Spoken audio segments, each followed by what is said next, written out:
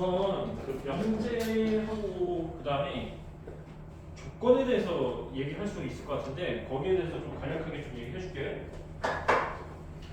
우선 이제 여기 이제 첫 번째 파트에서는 명제하고 조건이 나오거든요. 일단은 명제하고 조건은 굉장히 좀 비슷하긴 해. 근데 차이점이 어떻게 되냐면은 조건 같은 경우에는 어떤 문자 x가 쓰인다 뭐 이렇게 좀 생각하시면 돼요. 그래서 명제하고 조건은 내가 좀 이렇게 우리가 표현할 수 있어. 문장이나 식으로 표현된다 이렇게 생각하시면 되거든. 그러니까 예를 들어서 이런 식이야. 명제 같은 경우에는 이는 짝수다 뭐 이렇게 나온단 말이지. 이는 짝수이다 이런 문제 같은 경우에는 정확하게 표현되는 명확하게 표현되기 때문에 이런 형태로 우리가 명제다 이렇게 볼 수 있는 거예요. 근데 예를 들어서 키가 큰 사람 있지? 키가 큰 사람 이런 형태는 좀 주관적이죠. 모호하기 때문에 명제라고 우리가 부를 수 없다는 얘기죠. 이렇게 좀 생각하시면 될 것 같고, 그럼 조건 같은 경우에는 이렇게 우리가 생각할 수 있어. 조건 같은 경우에 내가 아까 얘기했던 대로 x라는 문자가 사용된다고 했잖아. 그러니까 예를 들어서 이런 등식이 있다 이렇게. 이 등식 같은 경우에는 x라는 문자가 사용돼서 이게 조건이라고 볼 수 있는데 예를 들어서 이제 x 대신에 마이너스 2를 대입해볼게.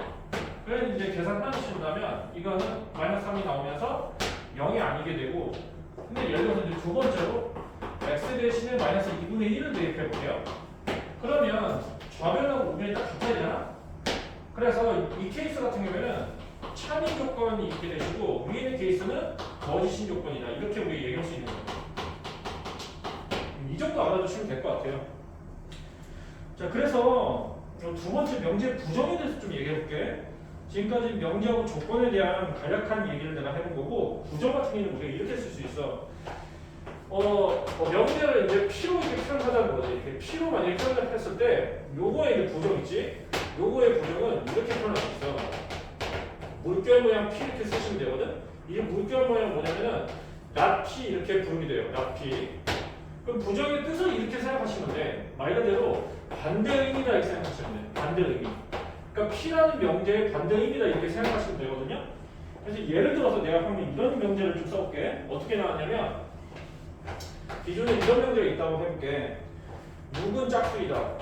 이런 명제. 아까랑 좀 비슷하긴 하다. 그러면 이 기존 명제의 부정은 어떻게 될까? 말 그대로 반대 의미니까 6은 짝수가 아니다. 뭐 이렇게 되는 거예요. 어렵지 않지? 이 정도 생각해 주시면 돼요. 자, 그리고 또 이런 부등식도 있다 해볼게. 5는 3보다 작다 이런 부등식이 있다 해볼게. 자, 이거는 거짓인 명제가 되겠지? 거짓인 명제가 돼서 이 명제의 부정 있지? 이렇게 부정을 바꾸면 5하고 3 기준해서 이 부정방이 이렇게 바뀐다는 거야. 근데 여기서는 이게 열린 구간이죠? 열린 구간이니까 여기서는 닫힌 구간 이렇게 바꿔주시면 돼요. 이 정도 기억해 주시면 돼요. 자, 그래서 넘어가서 좀 얘기해볼게. 이 페이지 넘어가 보시면 이제 조건에 대해서는 내가 아까 살짝 소개시켜 줬기 때문에 얘기 안 해도 될 것 같고, 이제 진리집합에 대해서 좀 얘기해볼게. 이제 문제 풀면서 진리집합에 대해서 많이 보게 될 건데,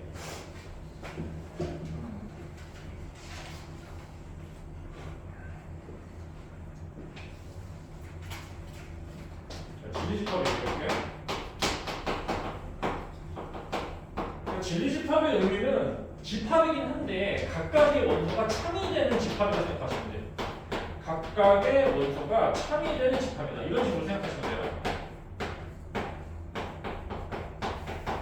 그래서 이런 형태는 예를 들어서 좀 얘기해주면 좀 더 이해가 좀 쉬워요. 이제 이런 예를 들어볼게요. 밑에 있는 예거든? 자, 그 밑에 있는 샘플을 보시면 되거든? 전체 집합이 이렇게 나왔어. 1, 2부터 7까지 이렇게 나왔거든? 이렇게.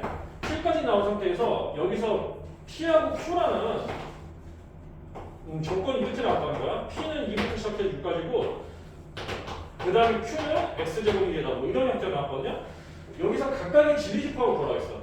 그러면 진리집합 같은 경우에 내가 아까 얘기했던 대로 각각의 원소가 참이되는 집합이라고 얘기했잖아.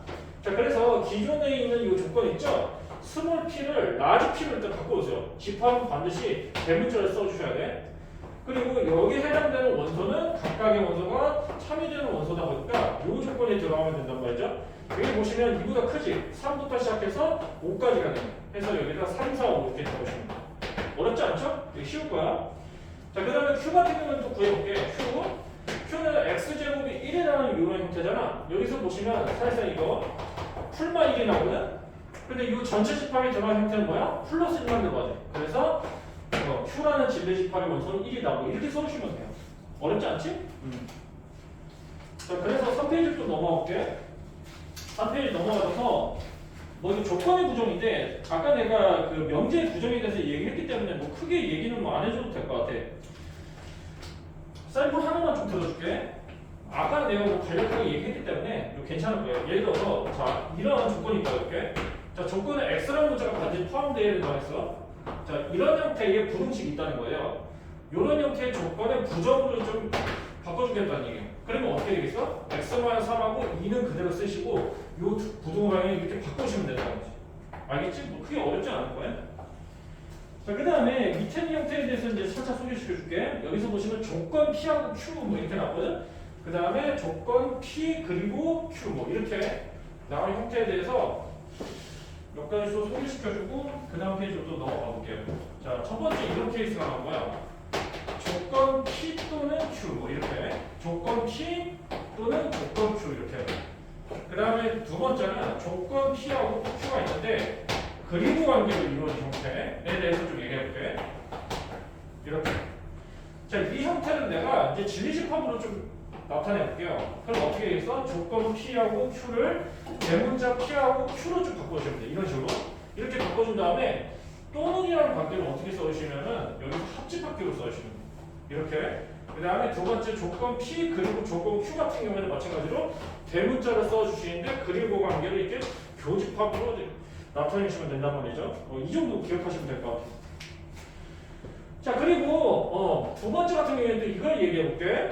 기존에 있는 요 조건 있죠? 이거에 부정으로 좀 바꿔볼게. 우리가 처음에 썼던 형태는 지금 이런 형태였잖아. 조건 P 또는 조건 Q. 요거의 부정으로 좀 바꿔보자고. 자 그럼 한번 해볼게. 이거 어떻게 되시냐면 일단 이렇게 되겠다. 조건 P의 부정이고 조건 Q의 부정이잖아. 일단은 이렇게 쓰시면 돼. not P 그 다음에 not Q 맞죠? 그 다음에 또는의 부정이잖아. 그래서 이 또는의 부정에서 그리고로 바뀐다. 알겠니? 자 그러면 이걸 또 진리집합 관계로 나타내시면 또 이렇게 돼. not P는 P의 여집합으로 바뀌지. 그렇죠? 이걸 좀 확인해 주세요. not P 말 그대로 부정이잖아. P의 부정이지. P의 부정 같은 경우는 P의 반대 의미죠. 반대 의미는 뭐겠어? 집합관계를 나타날 때 P의 여집합이 나타내시면 될 거 아니야? 이게 이제 벤다이를 만약에 나타냈을 때 이렇게 생각하시면 돼. 전체 집합이 있고 이 P라는 집합 있잖아. 원래 P라는 집합이 있었는데 P라는 집합의 반대 의미야. 그러니까 나머지 영역이겠지. 그렇죠? 요 나머지 영역 우리가 P의 여집합이 이렇게 표현할 수 있다고요. 자, 그리고 마찬가지로 또 Q의 부정이잖아. 이거는 또 Q의 여집합을 쓸 수 있지. 이런 식으로. 자, 그렇게 해서 또 그리고 관계니까 여기서 교집합 이렇게 쓸 수 있다는 거죠. 이 정도 알아두시면 될 것 같고, 그 다음에 두 번째 이렇게 얘기할게. 조건 P가 있고, 그 다음에 그리고야. 그리고 또 조건 Q가 있대. 이런 식으로. 요거의 부정을 내가 바꿔볼게. 부정. 자, 이건 이렇게 될 거야. 요 전체의 부정이지? 그러니까 이것도 마찬가지로 P의 여집합, 그 다음에 Q의 여집합을 바꾸시고, 그리고의 또 부정은 뭐가 있어? 또는이 되지. 맞죠? 또는의 그차 기호는 어떻게 돼 있어? 합집합 이렇게 되시는 거죠. 이 정도 알아주시면 될 것 같아요. 그렇게 해서 조건 P, 조건 Q의 부정에 대해서 내가 좀 얘기를 해봤어요. 이렇게. 그래요. 그래서 밑에 있는 샘플 뭐 한 문제만 좀 풀어볼게. 이런 형태로 나왔다는 거야. 조건 x는 2가 있고 그 다음에 y는 3이라는 이런 형태의 조건이 주어졌다는 거야. 그럼 요거의 부정으로 좀 바꿔보자는 거야. 부정. 부정은 각각의 이제 반대 의미니까 어떻게 되겠어? x는 2가 아니고 그 다음에 y는 3이 아니다. 이런 식으로 표현이 또 되겠지? 근데 기존에 있는 이 조건 같은 경우는 이거라는 그리고라는 조건이 붙어졌으니까 이거의 반대 의미는 뭐야? 또는이 되겠지. 그래서 이렇게 바꾸시면 된다는 거야.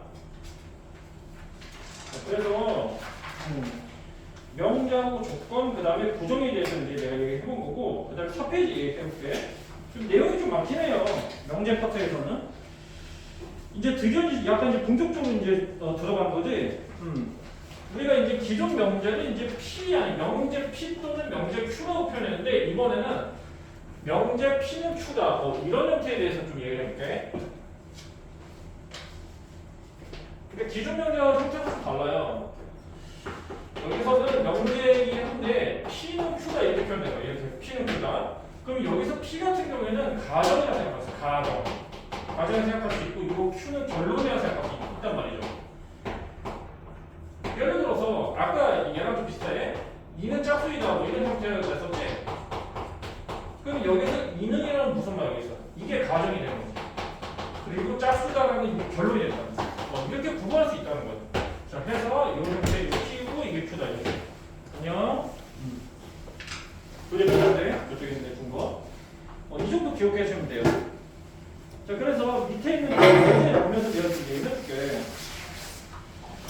우선 이제 예제 보기 전에 이런 형태를 얘기해볼게. 우리가 기존에 있는 P는 Q다라는 명제가 있었어. 이런 명제가 있었는데 여기서 참하고 거짓을 한번 따져보겠다는 거지. 참하고 거짓. 일단 이거 진리집합 관계로 나타내면 이렇게 나타내시면 된다 그랬잖아. 대문자 이렇게 쓰시면 된다 그랬지. 근데 이거는 잘 알아보세요. 이거는 내가 지금 처음 얘기한 건데 가정은 결론이다. 그쵸? P는 Q다 했잖아. 여기서 진리집합 관계가 어떻게 나타내시면 P는 부분집합이래. 이건 잘 기억해주세요. 알겠지? 자, 그렇게 해서 만약에 있잖아. 기존의 명제 P는 Q다라는 이 명제가 참이 된다면 이런 형태가 된다는 거야. 부분집합 관계로 나타냈을 때. 근데 그 두 번째로 또 이런 가정도 또 우리가 확인할 수가 있어. P는 Q다라고 했는데 이 명제가 거짓이래. 틀렸어. 그럼 여기서 진리집합 관계가 어떻게 되냐면 P하고 Q에서 P는 Q에 속하지 않는 부분집합이다. 이렇게 생각할 수 있다는 거죠. 알겠지? 그래서 거짓일 때는 이런 형태의 관계식이 성립한다는 거. 이 정도 좀 알아두시면 될 것 같아요. 그래서 밑에 있는 예제 문제 좀 풀어볼게. 이렇게 나왔거든? 어떻게 되냐면 명제인데 12의 양이 약수이다. 12의 양이 약수이면 어떻게 되냐? 6의 양이 약수이다. 뭐 이렇게 됐어.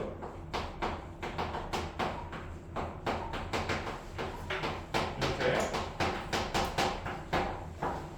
자, 이거는 일단은 이게 맞는지 틀린지 확인해 보려면 이걸 확인해 보시면 돼. 가정이 결론에 포함되는 부분집합인가? 이렇게 확인되시면 좀 더 이해가 쉽거든? 하나씩 좀 확인해 볼게. 10의 양이 약수인 조건을 이렇게 확인해 보시면 1, 2, 3, 4, 그 다음에 6, 12 맞죠? 6개가 들어가신단 말이지. 그 다음에 6의 양형수를 또 구해보시면 이것도 이렇게 돼. 1, 2, 3, 6 이거 4개만 들어간단 말이야. 근데 보시면은 이게 여기에 포함되지. 그치? 결론이 가정에 포함되지. 그렇기 때문에 이런 경우에는 우리가 거짓이라고 볼 수 있는 거야. 이렇게 확인해 주면 된다. 알겠지?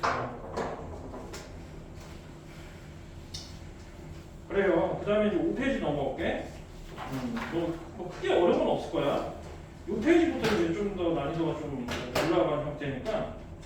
자, 여기서는 이런 형태가 나왔어. 모든하고 어떤이라는 단어가 나왔잖아. 여기에 대해서 좀 얘기해볼게.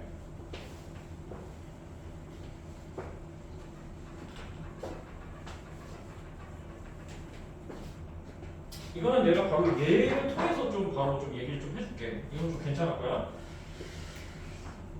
자, 만약에 이런 예가 있다 할게. 맨 밑에 있는 예제거든.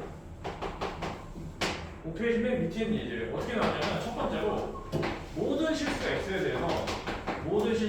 대해서 이런 부름식이 성립한대. 이렇게. 그럼 이 뜻을 좀 잘 기억하시면 돼요. 여기서 모든 실수 x라 했잖아. 모든 실수 x. 그러면 이제 이 부등식을 봤을 때 이 부등식을 이렇게 완전제곱식으로 고쳐지죠? 이렇게. 그러면 여기서 우리가 확인해 보면 모든 실수 x가 했기 때문에 x 대신에 어떤 값을 대입해도 된다는 거야. 어떤 값을? 예를 들어서 1을 대입해볼게. 0 나오죠? 1을 대입해볼게. 플러스 1 나오지? 마이너스 1 대입해볼게. 9 나오잖아. 그래서 전체적으로 다 확인해 보면은 이 결합값은 무조건 0 이상이 된단 말이야. 맞죠? 그렇기 때문에 이 부등식이 성립한다고 볼 수 있어. 이 정도 좀 기억하시면 될 것 같아. 자, 그리고 또 이런 형태를 내가 좀 얘기해 볼게. 두 번째 세트인데 이번에는 모든 실수에 모든 실수가 아니라 어떤 실수라고 좀 얘기해요. 어떤 실수 x에 대해서 또 이런 형태의 공식이 성립한다 이렇게. 그러니까 여기서는 이거 잘 기억하시면 될 것 같아요. 여기서 어떤 실수잖아. 모든 실수가 아니라 어떤 실수는 뭐냐면은 모든 실수 x 중에서 하나만 들어가면 된다는 거예요. 모든 실수 x 중에서 하나 이상, 한 개 이상 들어가면 된다는 거예요. 그 말이 무슨 말이냐면은 x-5가 0이라는 이런 등식 있잖아. 여기서 x 대신 5를 대표해보세요. 그럼 0이 딱 들어가지. 이거 하나만 충족시키면 된단 말이야. 만약에 나머지 한번 해볼게. 0을 대입해볼게. 0 대입하시면 5라는 값, 0이라는 값이 안 나오잖아. 1이라는 값 대입해도 마찬가지야. 0이라는 값 안 나오죠. 맞죠? 근데 이 5라는 값 대입했을 때는 이 등식이 성립하기 때문에 이 명제 있죠. 이 명제를 우리가 참이라고 볼 수 있는 거예요. 이렇게 생각하시면 돼요. 그래서 어떤과 모든의 이제 차이점을 잘 기억하시면 돼요. 이 정도. 그리고 뭐 좀 부정으로 바꿔주는 거 두 개만 좀 얘기해 볼게. 기존에 이 명제 있지? 이 명제의 부정을 좀 바꿔볼게. 그럼 이거 어떻게 되겠니? 모든 실수 x라고 했는데 이게 어떤 실수 x가 뭐 이렇게 일단 바뀌겠지? 이렇게 바뀔 수 있을 거야. 그 다음에 이 부등식도 어떻게 바뀌겠어? 이렇게 바뀌는 거지. 하고 그 다음에 0의 관계가 어떻게 돼? 0보다 작다 이렇게. 맞죠? 자, 그렇게 해서 이런 형태의 부정에 대해서 좀 알아두시면 될 것 같고, 그 다음에 이 명제 있죠? 이 명제에 또 내가 부정을 좀 바꿔볼게. 여기서도 또 이렇게 되겠다. 어떤 실수가 모든 실수로 바뀌겠지? 모든 실수 f에 대해서 어떻게 바뀔까? x-5가 0이 아니다 이렇게 바뀌는 거지. 이 정도 기억하시면 될 것 같아요. 자, 그 다음에 이제 넘어갈게. 6페이지 넘어갈게. 이제 6페이지부터 이제 제대로 들어간다고 보시면 돼. 6페이지부터 잘 좀 알아두셔야 돼. 우리 지금까지는 이제 명제와 부정에 대해서, 그 다음에 조건, 그 다음에 부정에 대해서 간략하게 좀 다뤄본 거고, 여기서는 이제 역하고 대우가 나오거든? 이게 좀 잘 알아두셔야 돼. 명제 이렇게 있는데, 역하고 대우. 일단은, 여기서 일단 두 가지 대해서 배우긴 하는데, 역보다도 대우가 훨씬 중요하긴 해요. 대우를 잘 알아두세요, 대우를. 굉장히 중요한 부분이니까. 왜 중요하냐면은, 자, 기본 명제를 내가 이렇게 표현해볼게. 아까 우리가 썼던 것처럼 P는 Q다라는 이런 명제가 있다 해볼게. 이런 명제. 그럼 예를 들어서 이런 기존에 있는 이 명제가 참이라고 했을 때 있지? 참이라고 했을 때 대우로 바뀐 명제도 참이래. 그래서 중요한 거야. 그럼 예를 들어서 또 이렇게 우리가 볼 수 있지? 기존 명제 거짓이야. 그러면 대우도 거짓이 된다는 거야. 괜찮아? 자, 그렇게 해서 여기서 이제 대우로 바꾸는 방법에 대해서만 좀 얘기해볼게. 어떻게 바꾸면 되시냐면은 기존에 있는 이 조건 P하고 결론 Q를 부정을 시켜보세요. 그러면 not P하고 not Q 이렇게 바뀌시지? 그 다음에 최종적으로 not P하고 not Q 자리를 바꾸시면 돼요. 이런 식으로. 그래서 not Q는 not P다라는 이런 형태가 이 기존 명제, P는 Q다라는 이 형태의 대우가 된다. 이렇게 우리가 보시면 될 거예요. 이렇게. 그러면 역은 또 어떻게 되시냐면 역은 또 되게 간단해. 여기 순서 있지? 순서만 바꿔주면 돼. 그래서 Q는 P다 이런 식으로. 그럼 내가 아까 대우 같은 경우에는 기존 명제가 참일 때 참이고 거짓일 때 거짓이라고 했잖아. 역은 상관이 없어. 그러니까 무슨 말이냐면 이게 참이면 거짓이 될 수도 있고 이게 거짓이 되면 이게 참이 될 수 있다는 거야. 모른다는 거야. 그래서 역은 직접 따져보셔야 돼. 이거 좀 알아내면 괜찮을 것 같아요.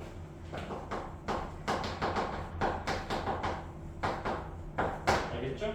이 정도 알아두시면 될 것 같고, 그럼 몇 개의 샘플만 더 들어볼까? 자, 이런 명제도 있다고 해볼게. not P가 not Q야. 이런 형태의 명제. 자, 이런 형태의 명제에서 역하고 대우를 좀 바꿔볼게. 기존의 명제하고 좀 형태가 좀 다르지? 각각이 부정을 시켜준 거잖아? 그럼 여기 말 그대로 순서만 바꿔준다고 했지? 그러면 not P는 not P다, not Q는 not P다 이렇게 쓸 수 있다는 거야. 그 다음에 또 대우는 어떻게 돼? 순서를 바꿔주고 여기는 부정을 취해주시면 되죠. 그래서 어떻게 돼? Q는 P다 이렇게 쓸 수 있다는 거지. 괜찮니? 좀 더 세부적으로 이렇게 써도 돼. 기존에 있는 순서 바꿨지. 여기에다가 물결 반응이 취하신 거지. 이런 식으로 이렇게. 그럼 보세요. not P에다가 not을 취해줬어. not Q에다가 not을 취해줬어. 그러면 이게 이제 상쇄가 되는 거야. 이렇게 해서 이제 Q하고 P로 이렇게 빠진다. 이렇게 좀 생각해 주시면 될 것 같고. 그럼 또 진리집합 관계에 대해서도 내가 좀 소개시켜줄게. 진리집합 관계 이거 크게 어렵진 않으니까. 예를 들어서 요 명제 있죠? 요 명제를 진리집합 관계로 나타내면 P의 여집합이 되시겠지. P의 여집합 이게 어떻게 돼? Q의 여집합에 포함이 되는 부분집합 이렇게 쓸 수 있어. 맞지? 화살표 받는 쪽이 반드시 포함한다 이렇게 좀 생각하시면 돼. 이것도 마찬가지야. 여기죠? 이거 어떻게 돼? Q의 여집합이지? 이거 P의 여집합이잖아? 포함하면 어떻게 됐어? 화살표 받는 쪽이 포함한다. 뭐 이런 식으로 쓸 수 있고. 그 다음 대우 같은 게 마찬가지죠? Q하고 P 쓰시고 어떻게 돼? P가 화살표 맞았으니까 포함한다. 뭐 이렇게 쓰시면 돼요. 이 정도 알아두시면 돼요. 알겠지? 그 다음에 7페이지 넘어가서 맨 위에는 예제 문제 좀 내가 얘기해줄게. 자, 예제 문제가 이렇게 있어요. 예제 문제가 어떻게 나왔냐면 이렇게 나왔다는 거야. 기존의 명제가 있는데 P는 not Q야. P는 not Q야. 이게 참이래. 이게 참이라고 지금 주어진 거야. 이 상태에서 반드시 참인 명제 찾는다고 했어. 그래서 내가 대우가 중요하다고 했잖아. 이 기존 명제가 참인데 다른 명제가 참인 거 확인해 주려면 이 명제의 대우로 바꾸시면 된다는 거예요. 그럼 이거 어떻게 되겠어? 순서 바꿔주시고, 그렇죠? not을 취해주시고, 순서 바꾸시고, not을 취해주는 이런 형태가 당연히 참이 되겠지. 그래서 이 형태가 어떻게 해서 not이죠? 없어진단 말이죠. 그래서 Q는 not P다 이렇게 쓰시면 된다. 그래서 이걸 해당되는 답을 찾아주시면 돼. 맞지? 2번이 답이네. 이렇게 확인해 주시고.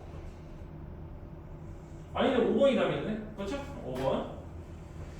그래요. 그 다음에 넘어갈게. 그 다음에 3단 논법에 대해서 얘기할게. 3단 논법은 뭐 이렇게 3단 논법은 그 기존 명제가 이제 2개 있을 때 가능한 형태라고 보시면 되거든. 일단은 내가 좀 문장을 표현해볼게. 명제는 문장도 되고 식도 된다고 했으니까 자 이렇게 얘기해볼게요. 자 이런 명제를 갈게. 예를 들어서 소크라테스는 인간이라고 해볼게. 인간이다. 자 이런 명제를 갈게. 근데 Q는 어떻게 되냐면 인간은 죽는다 뭐 이렇게 나왔단 말이에요. 그러면 여기서 보시면 이명제하고 이명제를 연결을 시키잖아? 그러면 이게 어떻게 되냐면 이렇게 되신다는 거예요. 소크라테스는 결국에 죽는다. 소크라테스는 죽는다. 왜 이게 가능하냐면은 이거를 좀 이렇게 부호로 바꾸면 좀 더 이해가 쉽거든? 소크라테스를 P라고 두세요. 이런 가정을 두시고 인간은 Q라는 이 결론을 두세요. 그 다음에 인간은 마찬가지로 Q라고 두세요. 그 다음에 죽는다는 R로 두세요. 그러면 이런 형태에서 우리가 어떻게 쓸 수 있어? P는 Q다 이렇게 쓸 수 있는 거지. 맞죠? 그 다음에 여기서 인간은 죽는다 해서 Q는 R이다 이렇게 쓸 수 있지. 그러면 이명제하고 이명제를 우리가 사용을 했을 때 Q라는 이 지점 있지? 이게 연결고리가 된단 말이야. 연결고리. 자, 연결고리가 되기 때문에 결론적으로 어떻게 낼 수 있어? P는 Q고 Q는 R이다 이렇게 쓸 수 있다는 거예요. 맞죠? 그러니까 결국 어떻게 P는 R이다라는 결론을 낼 수 있는 거지. 그렇죠? 여기서 P는 뭐야? 소크라테스지. R은 뭐야? 죽는다 맞지? 자, 그렇게 해서 소크라테스 죽는다 이렇게 쓸 수 있는 거예요. 근데 예를 들어서 P는 Q다라고 했는데 자 R은 뭐 Q다 이렇게 표현했어. 이런 경우 연결이 안 되지. 맞죠? 순서가 바뀌어야 되지. 그래서 이때는 3단 논법을 쓸 수 없다는 거야. 이 정도 기억해 주시면 될 것 같아요. 자, 그래서 밑에는 예제를 좀 볼게. 자, 어떻게 나왔냐면 밑에 있는 예제가 이것도 말 그대로 두 개의 명제가 이렇게 나왔다는 거야. P가 not Q다 뭐 이렇게. 그 다음에 R은 뭐야? Q다 뭐 이렇게. 그래서 여기서 이제 이게 참이라는 걸 좀 확인해야 돼. P는 not R이다 뭐 이런 식으로. 자, 이것도 마찬가지야. 지금 이 형태 보시면 이 형태가 진짜 3단 논법에 의해서 뽑아져 나오는 형태거든? 그러면 어쨌거나 연결고리가 되게 중요해요. 여기서 보시면 이건 가정이 결론이잖아? 이 결론이 어느 명제의 가정이 돼야 돼. 근데 여기서 보시면 R이 가정이지. 그럼 일단 이 형태에 내가 대우를 바꿔볼게. not P는 not R이다 쓸 수 있지. 그럼 여기서 이제 돌리신다고. P는 not P죠. 그 다음에 not P는 not R이잖아. 연결고리가 not Q로 생겼지 이렇게. 그래서 어떻게 되는 거야? P는 not Q고 not Q는 not R이다 쓸 수 있지. 그래서 결론은 어떻게 돼? P는 not R이다 쓸 수 있지. 그래서 맞다는 거. 이 정도 좀 기억해 주면 될 것 같고, 얘는 형태 비슷한 문제가 여러 개 나오거든. 몇 개 좀 풀어보면 좀 익숙하게 좀 볼 수 있을 거예요. 자, 그다음 8페이지 얘기해 볼게. 좀 내용이 좀 많지?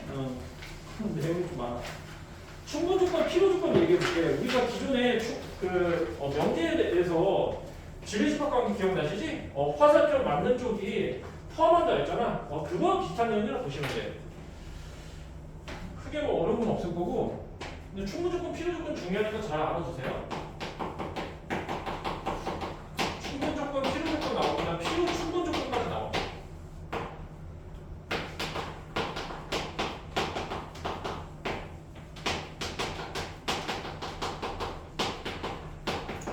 자, 일단 첫 번째 이제 충분 조건을 얘기해 볼게. 충분 조건은 이런 형태의 명제일 때 가능한 거예요. 예를 들어서 P는 Q다라는 명제 있었잖아, 맞죠?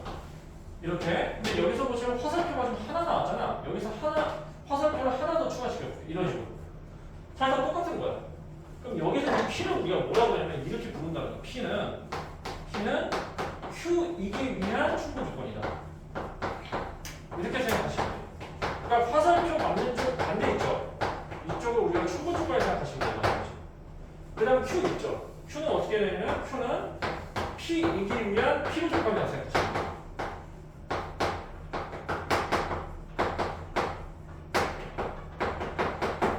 자, 그래서 이걸 또 진리집합 관계로 나타내면 이렇게 또 뽑아낼 수 있어. 다 대문자로 쓰시면 돼. P하고 Q. 그 다음에 화살표 맞았지. 화살표 맞는 쪽이 어떻게 된다? 포함한다 그랬죠.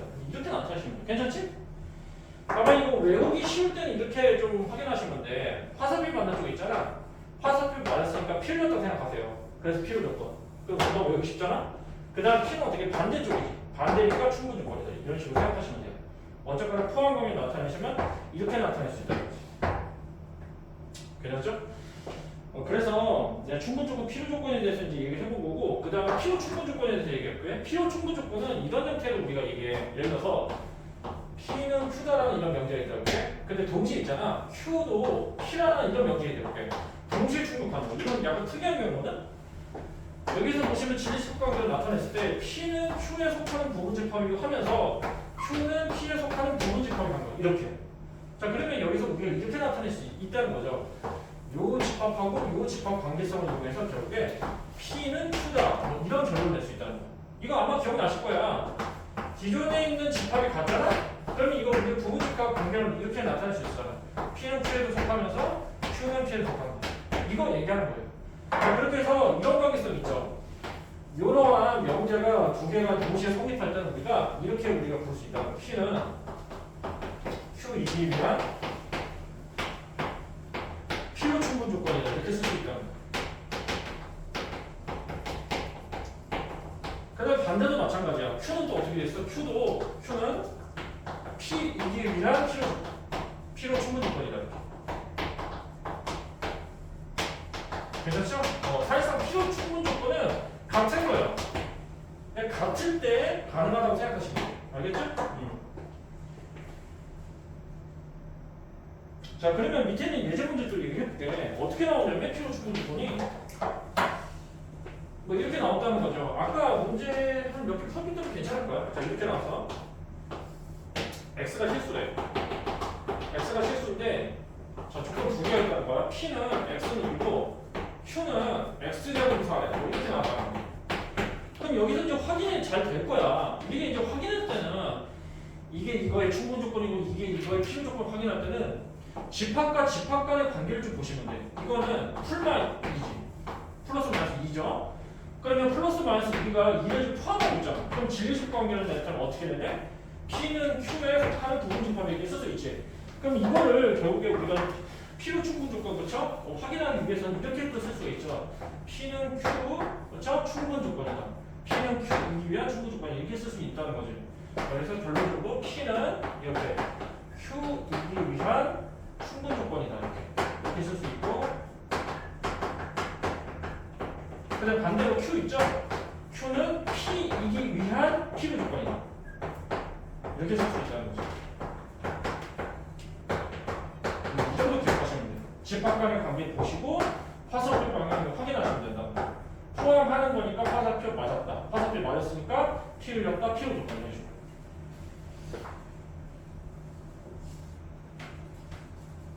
그래요.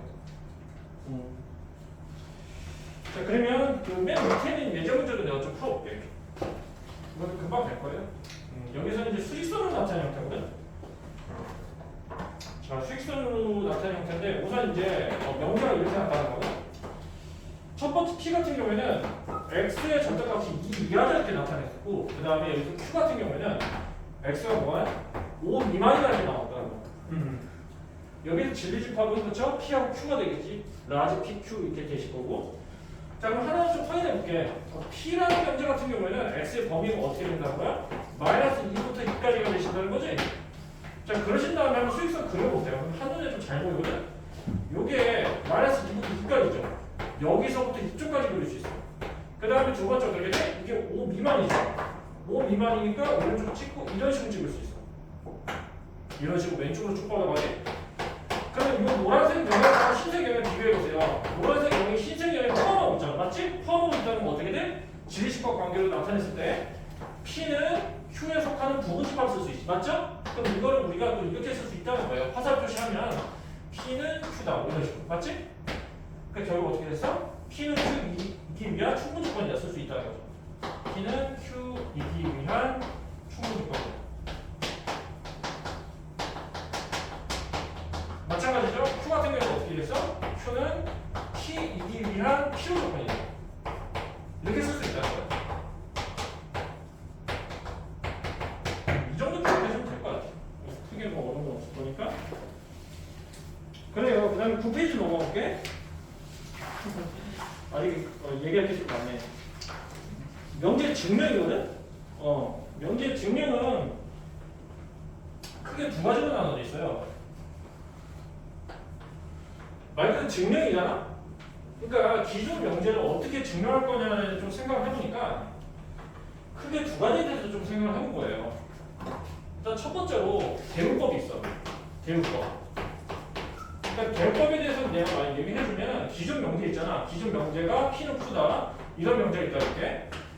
이 명제가 참인지 거짓인지 좀 하고 싶다는 얘기예요. 그렇죠? 근데 이 기존 명제가 참인지 거짓인지 한 번에 좀 알기 좀 어렵다는 거예요. 그래서 이 기존 명제를 대우로 바꾼 거예요. 이런 식으로. 이렇게. 자, 이렇게 대우로 바꿨더니 이 대우에 해당되는 이 명제가 참인 걸 확인했어요. 이렇게 참인 걸. 그럼 역으로 기존 명제가 참이다. 이렇게 우리가 생각할 수 있다는 거예요. 그리고 이제 두 번째로는 대우로 바뀐 명제가 거짓이래. 틀렸어. 그러면 기존 명제가 거짓이다. 이렇게 얘기할 수 있다. 이게 대우법이에요. 이렇게 좀 생각하시면 돼요. 그래서 이따가 좀 예제문 좀 풀면서 내가 좀 얘기를 해줄게요. 자, 그 다음에 두 번째가 귀luc법이거든? 귀luc법은 좀 뭐 그럴 수 있긴 한데, 자, 귀luc법도 마찬가지예요. 기존 명제를, 자, P는 Q다라고 좀 얘기해볼게요. P는 Q다. 자, 여기서 어떻게 하냐면, 요 P는 가정이고, Q가 결론이잖아? 임의로 있잖아. 결론을 부정시켜주는 거야. 결론을 부정시켜주는 거야. 부정. 그럼 결론을 부정시켜준 상태에서, 결론을 부정시켜준 요 명제가 예를 들어서 거짓이야. 예를 들어서 거짓이면 기존의 명제가 어떻게 된다는 거야? 이게 참이 된다는 거야. 그리고 결론을 부정시킨 이 명제가 참이래. 참이면 기존 명제가 어떻게 된다는 거야? 거짓이 된다. 자, 그래서 대우법하고 좀 다르죠. 대우법은 대우를 바꿨을 때 참이면 그대로 기존 명제도 참이 되시고 거짓이 되면 거짓이 되는데 귀luc법 같은 경우에는 결론을 부정시켜줬죠. 그렇지? 결론을 부정시켜줬으니까 이게 거짓이면 기존 명제가 참이고 이게 참이면 기존 명제가 거짓이 된다. 이 정도 좀 잘 기억해 주면 될 것 같아요.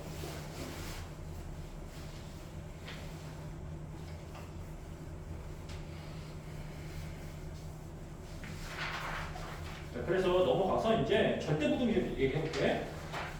절대부등식은 이제 명제 파트에서 맨 마지막 파트고, 여기 이제 절대부등식에서는 크게 두 가지만 알아두시면 돼. 그 산수기하 평균하고 코시 슈퍼노츠 부등식이고요. 이걸 잘 기억해 주시면 돼요. 이걸 배우려고 여기서 지금 다른 형태라고 보시면 되거든.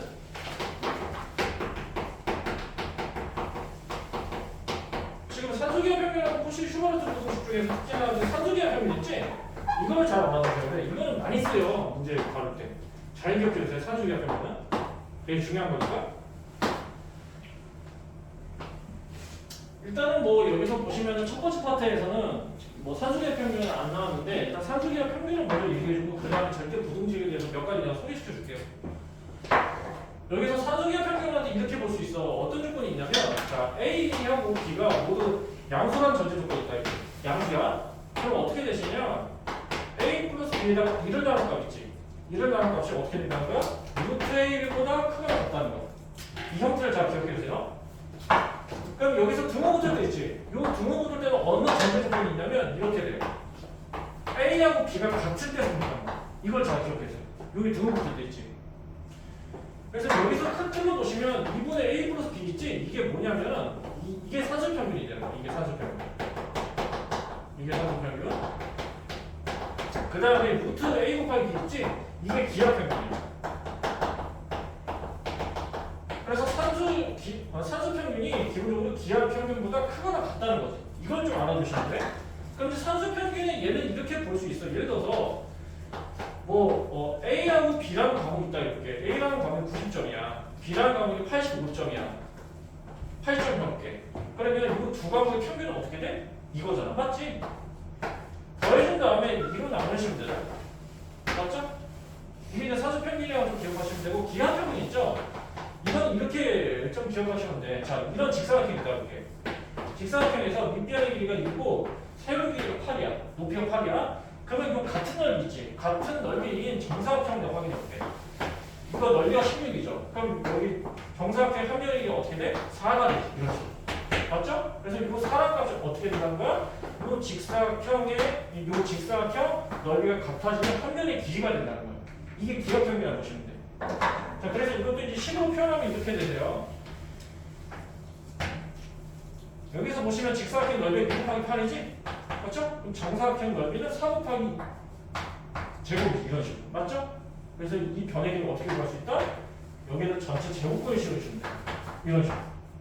이게 기하평균이라고 보시면 돼. 그래서 이제 이런 관계식이 이제 펼쳐졌다는 걸 좀 알고 계시면 될 것 같고, 이게 좀 유도 과정에 대해서만 좀 얘기해 볼게요.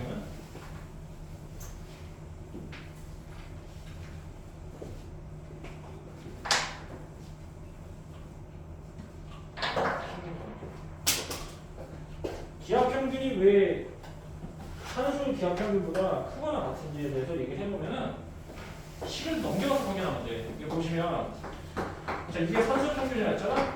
이게 이거보다 크거나 같다. 뭐 이렇게 내 표현했어. 등호는 A하고 B가 같은 점을 생각하고. 자 여기서 루트 A 있지? 좌변을 넘겨보세요. 이렇게 넘길 수 있지? 그러면 여기서 우변값은 뭐야? 0이지. 0보다 크거나 같다. 그 다음 이걸 좀 정리해 주시면 돼요. 자, 일단 이걸 곱해보세요. A 플러스 B지. 2루트 A, B죠. 이렇게 되지. 자, 그 다음에 이 식을 어떻게 바꿔줄까 하면 A하고 B를 있잖아. 루트 A의 제곱을 바꿔보세요. 그렇죠? 이건 루트 B의 제곱을 바꿔보세요. 이렇게 쓸 수 있잖아? 그럼 한 번에 정리하면 결국 이렇게 되신단 말이야. 이거를 앞으로 뽑아내고 이거를 이제 뒤에서 뽑아내고 이렇게. 그럼 이 형태가 어떻게 돼? 완전적으로 바꿀 수 있잖아. 루트 A 마이너스 루트 B의 전체 제곱. 맞죠? 이거 결국 어떻게 돼? A, B가 모두 양수가 있지. 그러니까 이거는 결국에 0 이상이 된다. 이렇게 표현할 수 있다는 거야. 그래서 이 식 자체가 0 이상이 된다. 알겠니?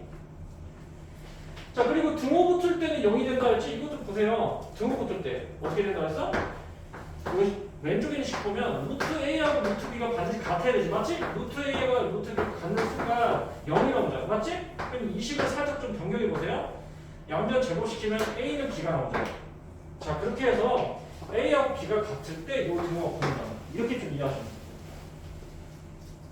그래서 이게 이제 산수기하 평균이고, 내가 지금까지 얘기했던 그 유도 과정이지, 유도 과정도 중요하긴 한데 어쨌거나 이 식이 되게 중요한 거니까 이 식을 좀 잘 알아두세요. A하고 B가 양수라는 전제 조건 하에서 이것도 잘 기억하시고 이렇게. 그래요. 그 다음에 코시 휴가자체 부등식 좀 얘기해볼게. 이거는 이제 중요도가 조금 떨어지긴 해도 그래도 이것도 이제 중요한 부분이니까 좀 얘기해보면,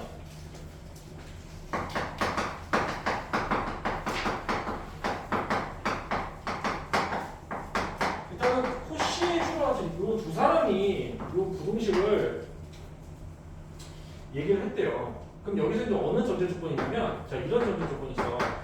A, B, X, Y가 모두 실수라는 전제 조건이 있어. 이렇게. 그랬을 때 이런 식의 성립한다는 거예요. A제곱 플러스 B제곱 있죠? 그 다음에 X제곱 플러스 Y제곱 있지? 이게 어떻게 되시냐면은 X, Y, AX, B, Y 이렇게 짝지어서 이렇게 확인해주면 이 전체 제곱이다 이렇게 표현할 수 있다는 거예요. 자, 그렇게 해서 이게 이상이다 이렇게 표현해 주시면 된다는 거죠. 자, 그래서 이 형태로 우리가 코시 슈바르트 부등식을 인식하시면 되고, 여기서도 마찬가지야.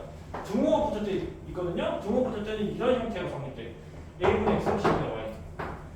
A분의 X가 B분의 Y랑 같을 때 등호가 성립한다는 거죠. 이것만으로도 좀 잘 기억해 주시면 될 것 같아요. 자, 그래서 결론적으로 코시 슈바르트 부등식하고 산소기하 평균이 왜 쓰이냐면은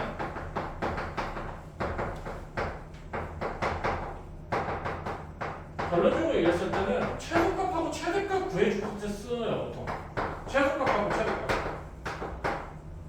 최소값, 최대값. 예를 들어서 이렇게 얘기해볼게. 그 x가 양수라는 전제 조건이 있다고 볼게. 그럼 당연히 x분의 1도 양수겠지? 자, 이 상태에서 이런 식이 나왔대. x 플러스 x분의 1의 최소값 것이 뭐 이렇게 나오거든? 자, 그럼 여기서 이 보시면 x하고 x분의 1의 관계식 뭐야? 역수지.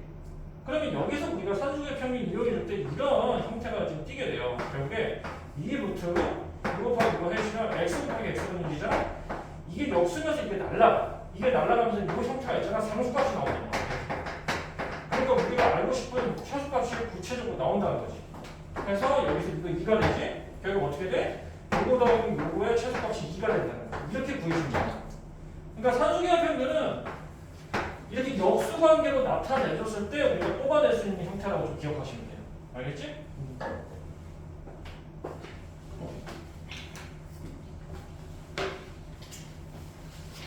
그래요. 그 관련된 문제가 그 가운데 있는 예제 문제의 형태가 될 거예요. 똑같은 문제니까. 그 다음에 코시 슈바르트 부등식 문제만 내고 풀어주고 그 다음에 좀 넘어가 볼게요. 자, 코시 슈바르트 부등식은 이제 이런 형태로 이제 조건이 주어지는 거지. 각각의 제곱의 형태가 이렇게 상수값으로 주어져요. 이렇게 이런 식으로. 그럼 아까 공식 기억나실 거야. 각각의 제곱의 곱이 어떻게 된다 했어? 플러스 돼서 근데 제곱보다 크거나 같다고 했잖아. 이런 식으로. 이런 식으로. 여기서 2하고 5를 여기다 직접 넣어주시면 돼요. 맞죠? 그럼 이거 10이 되지. 10이 되시고 이 부등식을 살짝 정리하시면 어떻게 돼? 이거는 최소값이 루트 10이 되고 그다음에 최소값이 또 루트 10이 된다는 거예요. 그래서 여기서 최소값 마이너스 루트 10 최대값 루트 10 이렇게 우리가 확인할 수 있다는 거지. 그래서 하나만 더 확인해보면 이제 등호가 어디에 붙는 거야? A분의 X가 B분의 Y랑 같은 이렇게 우리가 얘기할 수 있다는 거지. 이 정도 정리해 주시면 될 것 같아요. 그래요. 그 다음에 나머지 뭐 절대 부등식에 대해서 몇 가지만 소개시켜 줄게. 이건 뭐 크게 뭐 얘기할 건 없을 것 같은데.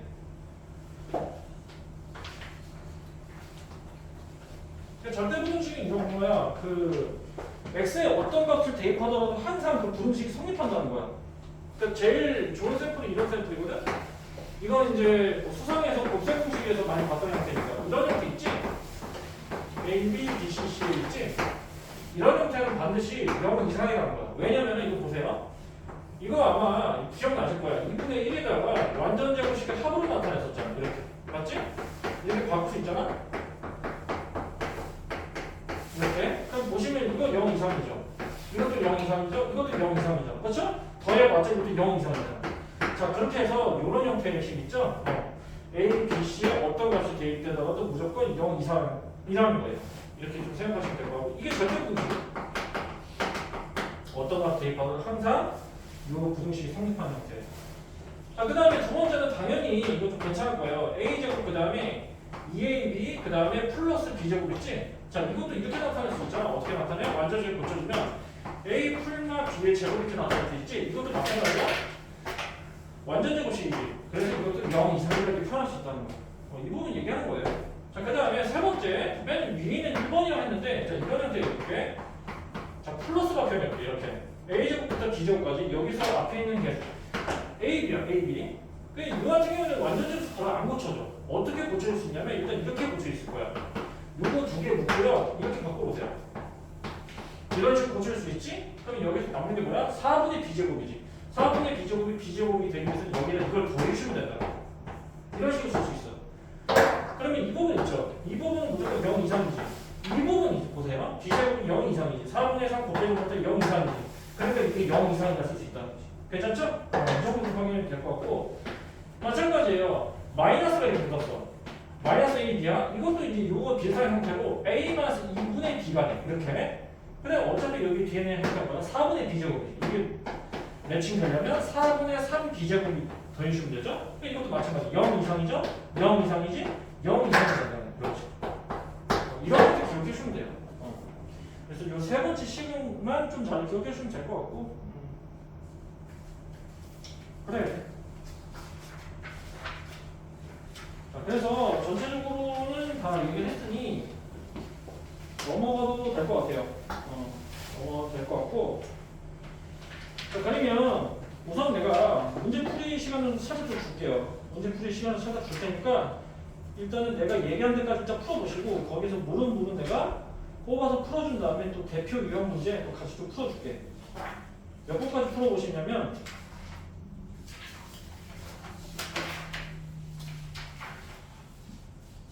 38번까지 풀어볼래? 1번부터 38번까지 풀어보세요.